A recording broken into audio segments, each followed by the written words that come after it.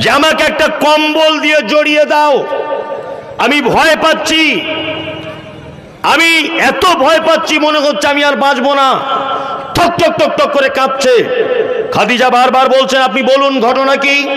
বলছে একটা মারাত্মক বড় লোক এলো, আমার সিনার সঙ্গে তার সিনার চাপ দিল, আমাকে পড়তে বলা হলো।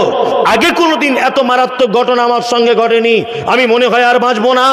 তখন আম্মাজান খাদিজাতুল কুবরা রাদিয়াল্লাহু তাআলা আনহা নবীজিকে সান্ত্বনার সুরে বলছেন, মুহাম্মদ সাল্লাল্লাহু আলাইহি ওয়াসাল্লাম, আপনি কোনো টেনশন করবেন না, আপনি চিন্তিত হবেন না, কারণ কোন শত্রু আপনার কোনো ক্ষতি করতে পারে না, কোন রকমের অনিষ্ট আপনার সংস্পর্শে আসতে পারে না, কারণ আপনি অনাথ অসহায়দের পাশে দাঁড়ান, আপনি বিধবাদের পাশে দাঁড়ান, আপনি এতিমদের পাশে দাঁড়ান, আপনি দুস্থদের পাশে দাঁড়ান, আপনি মিসকিনদের পাশে দাঁড়ান, আপনি ফকিরদের পাশে দাঁড়ান, আপনি আত্মীয়তার সম্পর্ক অটুট রাখেন, কখনো আপনার কোনো বিপদ হতে পারে না। এই ঘটনা থেকে শিক্ষা হলো এই যে অনাথ অসহায় গরিব এতিম ফকির এদের ব্যাপারে হাত লম্বা করে দিলে, এদেরকে সহযোগিতা করলে মানুষ বিপদে পড়ে না। আর নবীজির হাদিসও তাই, as-সাদাকাতু তুরাদ্দুল বালা, সাদকা করলে মুসিবত আসে না, দান করলে কি হয়? মুসিবত আসে না। আমরা অনেক সময় দান করি, আমি দান চাইবো না, কয়েকটা সিস্টেম আপনাকে বলে দিলাম। এক, রায়গঞ্জ হসপিটাল থেকে ট্রান্সফার করেছে মালদাতে, বলছে আর হবে না, বোঝার চেষ্টা করুন। মালদা থেকে এফআইআর করেছে, বলছে কলকাতা চলে যাও, আরজি করেছে, কলকাতার নীলরতনে যাও, অমুক জায়গায় তমুক জায়গায়, ওখান থেকেও পাঠিয়ে দিয়েছে, মালদাতেও হবে না, যান যায় যায়, যান যায় যায়। তখন ওর বড় বেটা অ্যাম্বুলেন্সের ভিতরে বসে ওর মাকে ফোন করে বলছে, মা এ বড় যে খাসিটা আছে না, ওটা নিয়ত করো নোমানিয়া নিজামিয়া মাদ্রাসায় দান করে দিবে, আব্বার মনে হয় অবস্থা খুব খারাপ, বা ভাইয়ের অবস্থা খুব খারাপ। ঠিক এই ফোন করার পরে ওই ওমরপুরে গাড়িটা পৌঁছিয়েছে, তখন ওর আব্বা বা ওর ভাই মারা গেছে। ভালো করে বোঝার চেষ্টা করুন, নবীজি বলছেন সাদকা করলে তুমি বিপদ থেকে কি বাঁচবে। বাচ্চাদের টিকা দেয় না, টিকা দেয় কেন? এই কারণে দেয় যে আগামীতে যাতে ওর টিকা রোগে আক্রান্ত না হয়। করোনার ভাই মানে ভ্যাকসিন দিচ্ছিল না, তার মানে কি ও যাতে ওই রোগে আক্রান্ত না হয়। তা সাদকা দান হচ্ছে ঠিক এই ভ্যাকসিনের মতো, এটা আগে থেকে যদি করেন তাহলে বিপদ আটকে দেয়। বিপদ কি হবে? আটকে যাবে। আর দুটো একটা কথা আপনাকে বলে রাখছি, শুনে রেখে দেন। আপনার টাকা আপনি দান করুন, যেখানে পারবেন সেখানে দেন, আমার কোনো আপত্তি নেই। দান দেওয়ার ব্যাপারে পদ্ধতি অবলম্বন করবেন। দান সব সময় করবেন আপনার বাড়ির বাচ্চার হাত দিয়ে, মাথায় থাকে যেন। ভিখারি এসেছে বাড়িতে, লা ইলাহা ইল্লাল্লাহ, মা দুটো ভিক্ষা দাও। আপনি মোস্তানি করে ভিক্ষা দিতে যাবেন না, চাল দিবেন, ডাল দিবেন, পয়সা দিবেন, ডিম দিবেন, যাই দিবেন, আপনার বাচ্চা মেয়েটার হাতে দিয়ে বলুন, মা যাও ভিখারিটা গিয়ে দিয়ে আসো। কারণ মানে আপনার বাচ্চা যাতে শিখতে পারে যে আমার মা জীবনে কোনো ভিখারিকে ফেরত দিত না। নাম্বার 2, বাপ যারা বসে আছেন এখানে, বাপ বয়স্ক হয়ে গেছেন, জলসাতে মসজিদে মাদ্রাসায় যেখানে দান করবেন, আপনি দয়া করে আপনার বেটা যখন থাকবে তখন বেটার নামে দান করবেন। বয়স্ক বাপ দান করবে বেটার জন্যে, কারণ বেটা যাতে শিক্ষা পায় বা বুঝতে পারে যে আমার আব্বা বুড়ো বয়সেও আমাদের জন্য, আমরা যাতে সুখে শান্তিতে থাকি, আমার ছেলে পিলে যাতে ভালো থাকে, এই জন্য আমাদের জন্য দান করতেন। আপনি যাতে মারা যাবার পরে আপনার বেটা আপনার এই কথাটা যাতে স্মরণে রাখে। নাম্বার 3, আমাদের অধিকাংশ দান কবুল হয় না, তার আরেকটা কারণ, আমরা একটা কথা আছে যে ফেলে না দে মৌলভী সাহেবকে দে। ফেলে না দে ইমাম সাহেবকে দে, একটা কথা আছে না? হ্যাঁ, যখন খেতে পারে না, যখন খাবার উপযুক্ত নয়, নষ্ট হয়ে যাচ্ছে, তখন দান করছে। নবীজি বলেছেন তোমার ভাইকে তুমি এমন জিনিস দাও তুমি যেটা নিজে পছন্দ করো। অনেক মানুষকে ঈদের দিনে দেখতে পাওয়া যায় না, রায়গঞ্জ থেকে শাড়ি কিনে নিয়ে এসেছে ঈদের দিনে, ঈদের দুদিন আগে বিলি করছে, দেখতে পান? হ্যাঁ, শাড়ি কিনে এনেছে কত না 130 টাকা পাইকারি রেটে। যে শাড়ি পরলে ভিতর দিক থেকে বাইরে দেখা যাবে, বাইরের দিক থেকে ভিতরে দেখা যাবে, অথচ ওর বউ ঈদের দিনে শাড়ি পরেছে 1000 টাকা দামের। ও কখনোই মোমেন নয়। নবীজির হাদিস হচ্ছে এই, তুমি নিজের জন্য যেটা ভালো মনে করো তুমি তোমার ভাইয়ের জন্য সেটা ভালো মনে করো। আপনি যদি ঈদের দিনে 300 টাকা দামের লুঙ্গি পরেন, তাহলে আপনি আপনার প্রতিবেশী মানুষটিকেও 300 টাকা দামের লুঙ্গি দিতে হবে, তাহলে আপনি মোমেন। মাঠে ফসল হয়েছে, সেরা মালগুলো বিক্রি করে দিলেন, আর পোকা লাগা, কানা লাগা, বুঁচো, টেঁড়া এই মালগুলো ফকির মিসকিনের ব্যাগে তুলে দিলেন। আরে আপনি যদি এত খেতে অপছন্দ করেন তাহলে ফকির মিসকিনকে কেন দিলেন? তারও তো মন আছে, তারও তো বাড়িতে বাল বাচ্চা আছে, তারও তো জামাই পান আছে, তারও তো বিবেক বুদ্ধি আছে, তারও তো ভালো মন্দ খাবার মতো জিভে স্বাদ গ্রহণ করে। তা আপনার যদি খারাপ লাগে ওর কি করে ভালো লাগবে? ব্যাপার আছে না? ওই জন্য যখন দান করবেন সব থেকে শ্রেষ্ঠ জিনিসটা দান করবেন, সব থেকে শ্রেষ্ঠ জিনিস। আমাদের সমাজে বড় বড় আলেমদের অভাব আছে, খুব নাই, খুব অভাব। কারণ কি? ছেলেকে মাদ্রাসায় ভর্তি করছে, আমার মাদ্রাসা আছে তো, একটা ছেলেকে ভর্তি করতে এসেছে, তা তার বাপকে জিজ্ঞেস করছি কি ব্যাপারে এত ছোটবেলায় ভর্তি করছেন? বলছে আমার বলবেন না, বাড়িতে ওট জ্বালাতে টিকে মুশকিল, কার কলা চুরি, কার মূলো চুরি, কার ঘরে ইট মারা, কার মেয়ের ওন্না ধরে টানা, সব আমার ছেলে করে, বদনামের ঠেলায় টিকতে পারছি না, ওই জন্য মাদ্রাসায় ভর্তি করে দিয়ে যাচ্ছে, আপনি যা পড়বেন করুন। তাহলে ওর প্রথমেই তো নিয়ত খারাপ, খারাপ মাল দিয়ে গেছে। কি বলছি বুঝতে পারছেন না? প্রথমেই ওর নিয়ত খারাপ। আর মাদ্রাসার ছেলেরা, ওই আমি একথায় বলি যে মাদ্রাসার ছেলে যদি কেউ পড়তে পড়তে ছেড়ে দেয় তা তাকে দেখে শয়তান পর্যন্ত পালাবে ভয়ে। যদি কেউ অর্ধেক মাজাতে যদি ছেড়ে দেয়, মানে এত বদমাইশ হবে, মানে কি সব বদমাইশ গুলো যে এক গোডাউনে। কি বলছি বুঝতে পারছেন না? এদের বুদ্ধি সাংঘাতিক। মাদ্রাসার ছেলেদের বুদ্ধি না এটা ভাববেন না, কঠিন বুদ্ধি। একজন রাজা বাবু, রাজা একটা মাদ্রাসার ছেলে আর একটা হাই স্কুলের ছেলেকে ডেকেছে, ডেকে বলছে দেখবি কার বুদ্ধি বেশি। তা মাদ্রাসার মৌলভী সাহেবদের বলছে তোমাদের মাদ্রাসা বন্ধ করো, পড়াশোনা হয় না, ওই শুধু আলিফ বা করলে খাওয়া হবে না, ABCD ইঞ্জেকশন দেওয়া শেখাও, ওই চাঁদে যেতে হবে, সূর্য এ করতে হবে, ওই পৃথিবী মাপতে হবে, সব ব্যাপারগুলো শেখাও, শুধু কোরআন হাদিস হাদিস করলে হবে না। তখন মৌলভী সাহেব বলছে আমাদের মাদ্রাসার একটা ছেলেকে লাগান আর আপনাদের স্কুলে একটা ছেলেকে লাগান, দেখুন কার বুদ্ধি বেশি। তা রাজাবাবু দুজনকে পাশাপাশি বসিয়ে জিজ্ঞাসা করছে স্কুলের ছেলেটাকে, এক পুকুর পানি একটা বালতিতে কি ঢোকানো যায়? হ্যাঁ? স্কুলের ছেলেটা বলছে এটা তো অসম্ভব, এক পুকুর পানি এক বালতিতে ঢোকানো অসম্ভব, এটা যাবেই না। তা বলছে দাঁড়া, এই মাদ্রাসার ছেলে তুই বল, এক পুকুর পানি একটা বালতিতে ঢোকানো যাবে? তো ও চিন্তা ভাবনা না করি বলছে আরে হুজুর কোনো ব্যাপারই না, এক চান্সে বলছে কোনো ব্যাপারই নাই, ঢুকবে না মানে? তা বলছে কেমন করে তুই বুঝলি? বলছে কেন, বালতি পুকুরের থেকে যদি 2 গুণ বড় বালতি হয় নিশ্চয়ই ঢুকবে। কি বলছি বুঝতে পারছেন না? এটা হচ্ছে মাদ্রাসায় পড়া ছেলে বুদ্ধি। ওই জন্য আপনাকে বলছি মাদ্রাসায় যে ছেলেটা ভালো ব্রেনিয়াম তাকে দিচ্ছেন আপনি মিশনে, আর বাড়ির সব থেকে বদমাইশটাকে দিচ্ছেন মাদ্রাসাতে, তাই না? মানে আপনার নিয়তই খারাপ, আপনার নিয়তই খারাপ। ওই জন্য দান যখন করবেন কি করবেন? উত্তম জিনিসটা দিবেন, মাথায় থাকবে এটা। 2, আর একটা কথা বলে দিই, দুপুর বেলাতে হঠাৎ আপনার স্ত্রী গোসল করছে,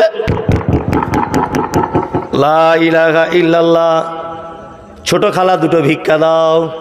আপনার স্ত্রী তখন বলছে এই তুমি কি বুঝতে পারো না দুপুরবেলা গোসল করছি, বা এখান থেকে, বলে কি বলে না?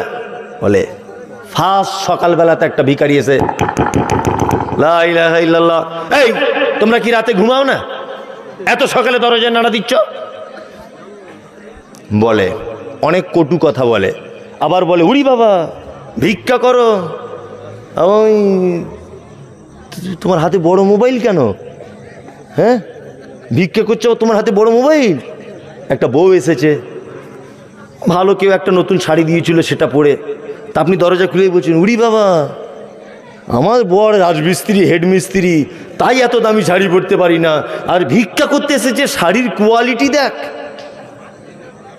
বেরো ওখান থেকে। নবীজি বলেছেন, আফজালুল কওল সাদাকাতুন, ধমক দিয়ে কথা বলো না, মিষ্টি করে বলো, মা তুমি আমার দরজায় এসেছো, আমি গোসল করছি, একটু ব্যস্ত, তুমি আগামী সপ্তাহে আসবে, দুদিনের ভিক্ষা একসাথে দিয়ে দেবো। বাবু তুমি এসেছো, আমি একটু ওই মানে গরুর খাবার দিতে ব্যস্ত, হাতে নোংরা, পরের দিন আসবে, তোমাকে দিয়ে দেবো। নবীজি বলেছেন, তুমি ভিক্ষা দিয়ে যে নেকি পেলে, উত্তম ভাষা বলার কারণে সমপর্যায়ের নেকি পেলে। চলুন এবার একটা হাদিস আপনাদেরকে বলছি। হাদিস বর্ণনা করেছেন কে? নাম হচ্ছে আম্মাজান আয়েশা সিদ্দিকা রাদিয়াল্লাহু তাআলা আনহা। আল্লাহ নবী সাল্লাল্লাহু আলাইহি ওয়াসাল্লাম যত মেয়েকে বিয়ে করেছিলেন, একটা কুমারী মেয়েকে বিয়ে করেছিলেন, নাম তার আয়েশা। বাপের নাম আবু বক্কর, মায়ের নাম উম্মে হানি। হাদিসের পরিভাষাতে আয়েশাকে বলা হয় মুহাদ্দিসা। যত মহিলা সাহাবিয়াতগণ হাদিস বর্ণনা করেছেন, সবার থেকে বেশি বর্ণনাকারিণী কে? আয়েশা। আল্লাহু আকবার। আল্লাহ নবী সাল্লাল্লাহু আলাইহি ওয়াসাল্লাম বিবাহ করার আগে দুইবার স্বপ্নের মাধ্যমে আয়েশাকে দেখানো হয়েছিল। শুধু এই নয়, আল্লাহ নবী সাল্লাল্লাহু আলাইহি ওয়াসাল্লাম আয়েশার বিছানায় যখন শুয়ে থাকতেন, তখন কোরআন অবতীর্ণ হতো। জিবরিল আমিন নিজে আয়েশাকে সালাম দিয়েছেন, আর খাদিজাকে আল্লাহ সালাম পাঠিয়েছিলেন। দুটো জায়গা মাথায় রাখবেন, খাদিজাকে আল্লাহ সালাম পাঠিয়েছিলেন, আর আয়েশাকে জিবরিল সালাম দিয়েছিলেন। এত ভাগ্যবতীনী নারী হাদিস বর্ণনা করছেন। হাদিসটি সহিহ বুখারীতে রয়েছে। হাদিস বর্ণনাকারিণী আয়েশা কোন বিবি নবীজিকে করিলেন জিজ্ঞাসা। হাদিস বর্ণনাকারিণী আয়েশা কোন বিবি নবীজিকে করিলেন জিজ্ঞাসা। ওগো নবী তব সাথে দেখা হবে কার?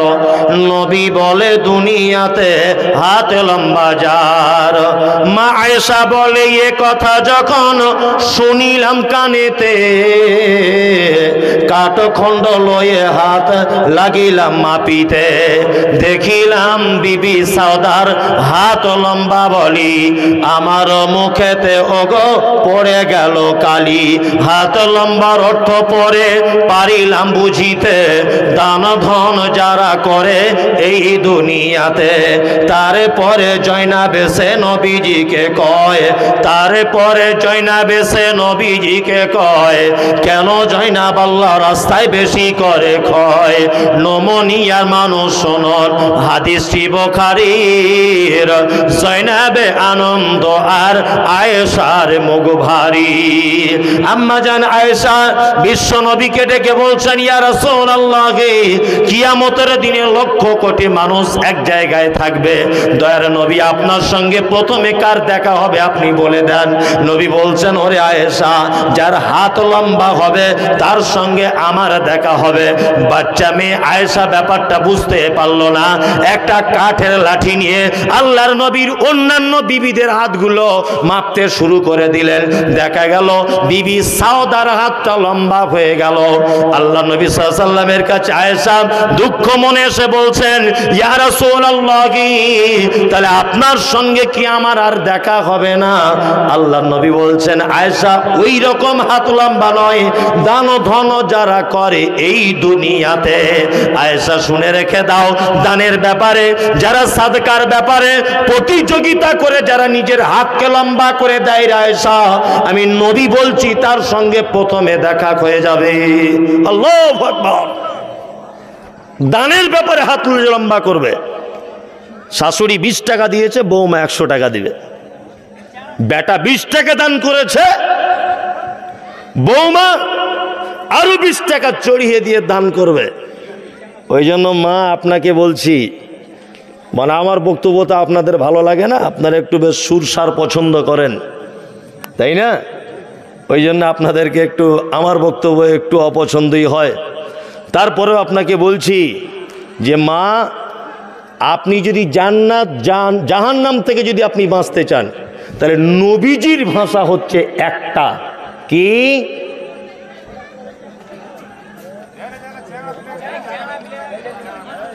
জি, যাই হোক, আপনার যাবার দরকার নেই। আসলে এক শ্রেণী মানুষ ওরকম থাকবে, কি বললাম বুঝলেন? ওটা এক শ্রেণী মানুষ সব জায়গাতেই আছে। যাই হোক, ওগুলো ধরতে গেলে হবে না। তা এ তো আপনারা অনেক ভালো মানুষ, অনেক ভালো। এমন এমন জায়গাতে বক্তব্য দেওয়ার পরে এমন অবস্থা হয়েছে যে সেখানে ভাবা যায়নি যে আমি বেঁচে বাড়ি চলে আসবো। আল্লাহ সেখান থেকে বাড়ি নিয়ে এসেছে। আমি আমার ভয় টয় কিছু নেই যে কে আমার মারবে, কে আমায় গাল দিবে, ওসব আমি ভাবি না। এতটুকুই করবে, যে করবে সে নিজের ক্ষতি নিজে করবে। কেউ কারোর ক্ষতি করতে পারে না, পারে না। সে নিজের ক্ষতি নিজে করবে।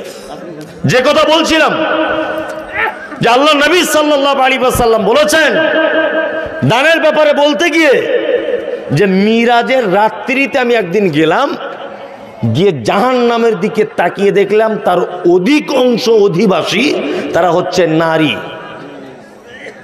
জাহান্নামে অধিকাংশ কাদেরকে দেখলেন? কাদের? নারী। বিশ্বনবী ফেরত আসার পরে বক্তব্য রাখতে রাখতে এক পর্যায়ে বললেন, ইয়া মাশারান নিসা তাসাদ্দাকনা, এই নারীরা, তোমরা বেশি করে সাদকা করো। তার মানে বোঝা যায় সাদকা করলেই নারী জাহান্নাম থেকে বাঁচতে পারে। পুরুষের ব্যাপারে বলা হচ্ছে ঠিক কেমন কেমন, যে আল্লাহ সুবহানাহু ওয়া তাআলা বলছেন, লাম তানালুল বিররা হাত্তা তুনফিকু মিম্মা তুহিব্বুন। একটা মানুষ ততদিন পর্যন্ত কল্যাণে থাকবে যতদিন না পর্যন্ত তার প্রিয় বস্তুকে আল্লাহ রাস্তায় দান না করতে পারবে। দান করবেন প্রিয় বস্তু, ভালোবাসার জিনিস দান করবেন। আল্লাহ তাআলা বলছেন, উলাইকাল মুমিনুনা হাক্কা, এরাই হচ্ছে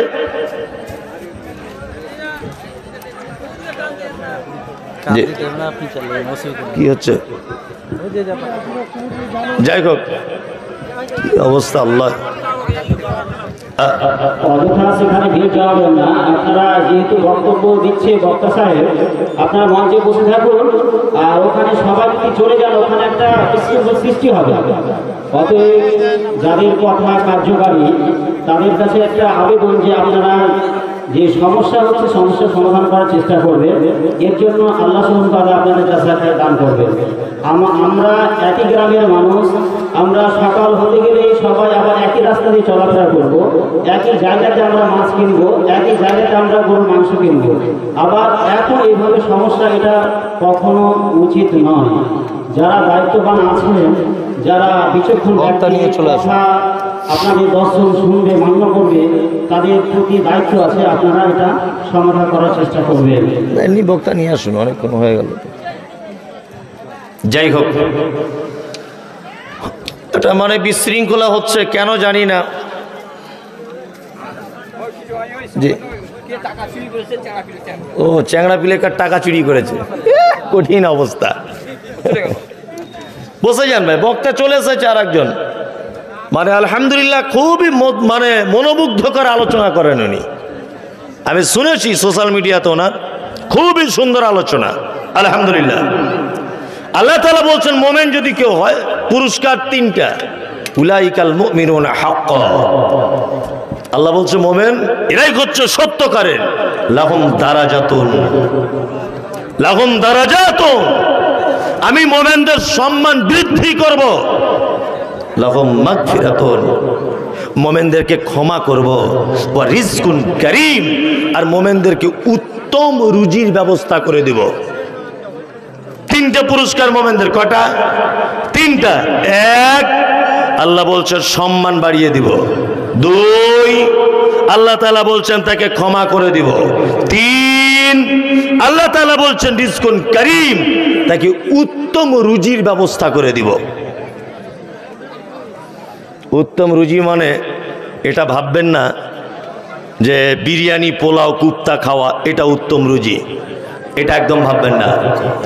উত্তম রুজি মানে হচ্ছে এই, একজনের খাবার দুইজন খাওয়া যাবে, দুজনের খাবার তিনজন খাওয়া যাবে, পাঁচজনের খাবার আটজন খাওয়া যাবে, খাবারে বরকত হবে। এটা হচ্ছে উত্তম রুজি। আল্লাহ আপনাকে আমাকে সকলকেই মোমেন হবার তৌফিক দান করুক, আমিন আমিন। আর দয়া করে বলছি, সব জায়গাতে একটা খারাপ অভ্যাস যে একটা বক্তা নেমে গেলে মানুষ তার পিছন পিছন চলে যায়। আপনারা কেউ যাবেন না। কিষানগঞ্জ থেকে একজন এসেছেন ভাই আব্দুল হান্নান রাহিমি, উনি ওনার যতক্ষণই থাকবেন, 1 ঘন্টা হোক 1.5 ঘন্টা হোক, যতক্ষণ থাকবেন আপনাদের কাছে অনুরোধ আমার পক্ষ থেকে যে আপনারা বসার চেষ্টা করিয়েন। আল্লাহ আপনাকে আমাকে সকলকেই সঠিক হাদিস এবং কোরআন আমল করার তৌফিক দান করুক, আমিন। আল্লাহ আপনাকে আমাকে সকলকেই সঠিক